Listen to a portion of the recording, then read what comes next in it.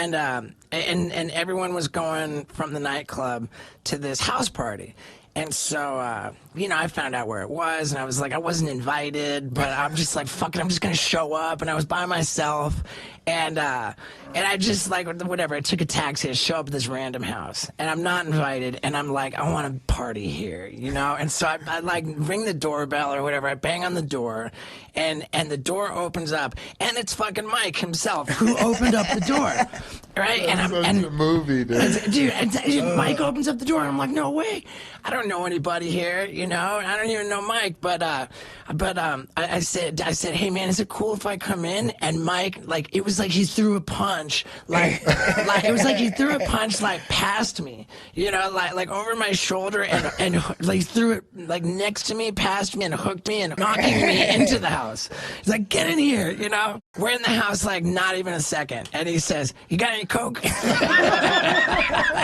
And I said, fuck yeah, I do. I said, fuck yeah, I do. Not only do I have coke, I have a bunch. And I was not kidding, man. Shit. I had both pockets, right? I'd like, for anyone, you know, an 8-ball is like a fairly substantial amount of cocaine. It's a lot. You know, that's 3.5 grams.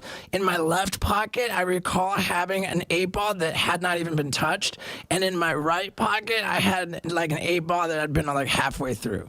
So at the end of the day, funny. I don't think I'm exaggerating a lot. I think I had about 5 grams of cocaine. So Mike and I, we go in this bathroom in the house, right? We just fucking lock ourselves in this bathroom for like fucking 3 hours, just Talking. And here's the craziest thing is that I couldn't believe this. He takes the cigarette, he rolls it between his fingers, back and forth, so that the tobacco falls out on the bathroom counter.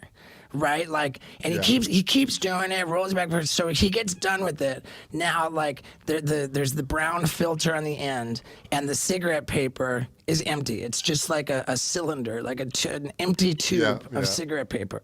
So then he turns it right side up. We've got a whole pile of powder cocaine on the bathroom counter, and crush it all up, real fine powder. And Mike's like scooping it in with like a driver's license or credit card. I don't know. He's just scooping it in and pouring the powder into the tube, the cylinder of cigarette paper, right? And I'm looking at it, I'm so fascinated. I'm looking at it, I'm thinking, that just can't work. The cigarette paper has to burn way faster than the cocaine, right? Like, you can't just have solid cocaine with like cigarette paper wrapped around it and expect it to smoke.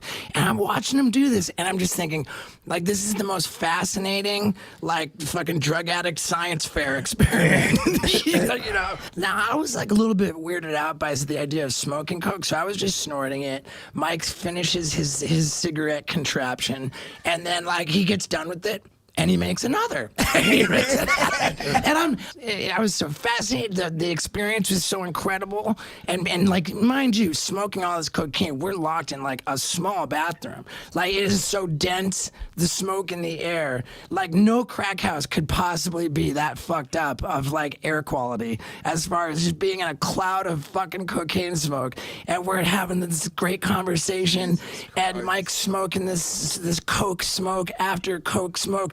And like for probably like 3 hours, and then all of it was gone. We went through all of it, all of it. And then when we were done with like 5 fucking grams of cocaine, like 3 hours later, like, and now because there's no more cocaine, it's time for Steve-O to go. All right, Steve-O, we'll see you later, man. Thanks for coming.